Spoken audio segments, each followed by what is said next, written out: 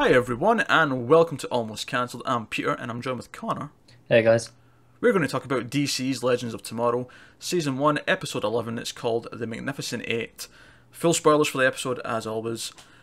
Let's get into it. You know, we've been kinda down on this the last few weeks, to varying degrees. We've not really been feeling it. We're feeling that the writing's taken a proper dip. So, my question to you, Connor, is... has your feelings changed after this week's episode? I mean, this was definitely better. Hmm. Still had some problems, but it was a bit more fun. To a point. I'm not really that positive on this one. Like, there was a couple of decent things. I thought the fight at the end was quite good. When Yeah, I'm not like massively positive on it, but I feel like it was more. There was less that annoyed me, if nothing else. Maybe, yeah. I thought the fight at the end was very good. I thought when they finally put on their suits and became Firestorm and all that, that was actually quite a cool little fight. Yeah, it was. Um, Unfortunately, the rest of it kind of fell flat for me. Again, let's tackle Kendra and Sarah's little escapade off Yeah, to that was the weakest bit for me. to visit what turned out to be Kendra in one of her past lives. Extremely predictably. Well, see, this is my problem. Is that it's predictable this would happen at some point, and it's a good idea to do it. It's not predictable here in the sense that there's a kind of a plot hole with the way they've done it. Why is it that Kendra looks like her original self in present day, but this random Kendra from Western times looks different? I think it's just meant to be her, but looking older. I don't buy that for a second. I mean, it was close enough, I suppose. I mean, you get the Probably. idea. I don't get the idea at all. If they wanted to do that, they should have just had her play that part as well and put on some old makeup. But then you don't get a twist. You don't get it to be a twist reveal. It shouldn't have been a twist reveal. It shouldn't, because it was obvious from the first time she saw her and got a memory. But I wasn't feeling it, and it felt, and the whole thing, all it really amounted to was, you can't love anyone else, no matter how hard you try, it won't work out. yeah, that was pointless. It's just more serving the her and Ray storyline that we don't really care about either. No one cares about it. It's Uh, trying to force a relationship into a show it's that because a certain person took over a bunch of the writing duties. a certain uncle, It is, yes. and like, and the annoying thing as well is that there's actually another potential couple on the show that has way more chemistry. Yeah, easily. Sarah and Captain Snart. Cold, Yeah. Snart, whatever alias you want to use, they actually have some chemistry, and it seems like it's building fairly naturally, where they're just kind of having little quips once in a It while. has been since the very first episode, or was it the second episode maybe, where they're in the bar and stuff like That that. was the first episode, but it's been very just little things here or there. They're having little hearts to hearts every so often or whatever, but it feels kind of natural because they're not immediately going, "Oh, I really like him" or "I really like her," and then trying to pursue it. It's just naturally happening through everything they're doing. Yeah. Whereas Kendra and Adam, they just immediately he was into her. In fact, he wasn't even into her. Jax was into her, and then fucking He was like, huh, I guess I am into her. then Professor what's his face Stein. He opens his big mouth, and now Ray's into her, and oh, I don't know. It just feels forced for the sake of having a couple on the show, and it's not compelling. It's not interesting. It's not. And anyway, like you said, when there is one that is compelling and interesting that they could have pursued and done way easier because it was already there and we were watching it. But no. So that's my first problem with the episode. My second problem is that the whole concept of this episode, which they had to do at some point. You've got a time travel show, you have to do an episode in the Old West. It's just kind of a rule. It's Yeah. part and parcel. However, these episodes tend to sometimes rub me up the wrong way, just because they always kind of do the same thing. There's always going to be a duel at high noon, because that's what happened in the Old West.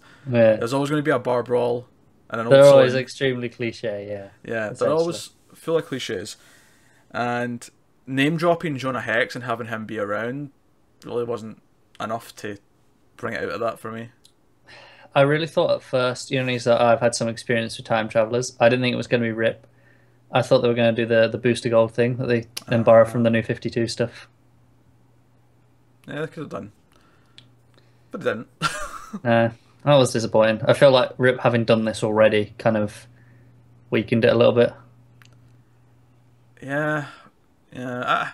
I think it was just to try and raise the stakes because they already tried to help a town, and it got to the point where the town got wiped out the map because they fucked things up. But if I've got any positives, I will say I liked that the music played with doing Western versions of The main themes. That was yeah. that was a lot of fun. Yeah. When they first rolled out of town and it was the main theme, but in like a Western style, and then later Ray's Atom theme played in a Western style. Like, oh, I thought that was fun. That was a cool idea. Yeah. So props there. Stein's little subplot with trying to help the little boy who was sick from tuberculosis, which obviously is completely curable now, and he's got that dilemma. That just kind of felt like it was nothing. It was like an interesting idea, but it was. Didn't we already? Like, they even brought up we kind of already did this whole future tech thing with Atom episodes ago. Well, the most annoying thing about that though is that eventually it gets to the point where Rip just says, "Ah, the town clearly don't care. Everyone shut up." Like, it gets to the point where they just throw it out the window. They're trying to play by these rules, which are difficult in the first place because it's a superhero show and we want to see them all in their superhero outfits doing superhero things. So you're restricting that, and then you let that go, but you let it go in a way that completely contradicts everything you've been said. saying for the episode. Yeah. It's weird. I will say I liked that this didn't actually have anything to do with Savage, because obviously we knew this episode was coming for a while with Jonah Hex. They announced this ages ago, and I was like, how are they going to tie this into Savage? I mean, obviously he's been around, so they could have done. It would have felt a bit forced to go this far back for that. Yeah, it's nice that they get away from Savage for an episode. I agree with that, and it seems like next one will be as well because it sets up the idea that this protocol that they've initiated in the future. Is the hunters are going after them as kids. It was actually something. It's not the hunters. It was a specific assassin, like a separate one. Yeah. Well, the women assassin. Yeah, it was something I was talking about last week. What they should have done for season 2.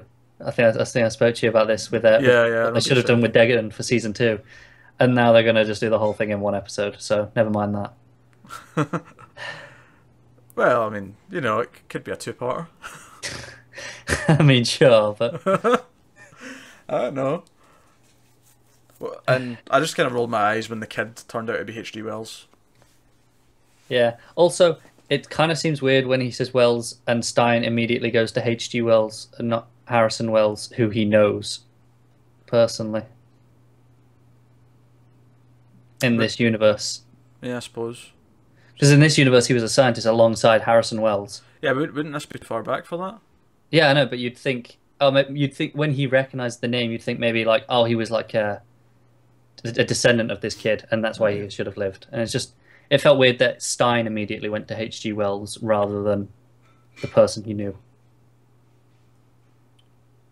Yeah, I guess.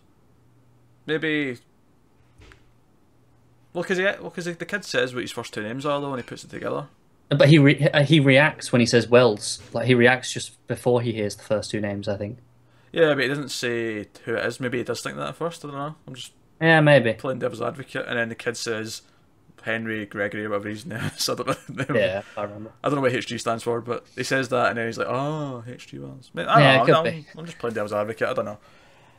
No, that's pretty much it. It was honestly, it felt like a filler episode. Nothing of consequence really happened. It didn't, but I still thought it was more fun than the last few that did have consequence. I would probably agree with that. But at the same time, I'm still not. I didn't have that much fun, but I'm like, oh, if the show's just this every week, I'll be happy. Yeah, I wouldn't go that far either. Yeah, it's a shame. It's a shame. This show, if you go back and watch or listen to a review of the first 2 episodes, we're actually quite positive. There's a handful we've been really positive on, like that. The Time Pirates one, we were really positive on that. I enjoyed that one. It was fun. And again, that's another one that kind of had no consequence really for a lot of it. But we were definitely more positive on the pilot though, and I feel like there was a lot of promise there, and it's kind of just all went the way of Guggenheim. Yes. Old Uncle Googie. Alright, so that's Legends of Tomorrow for this week.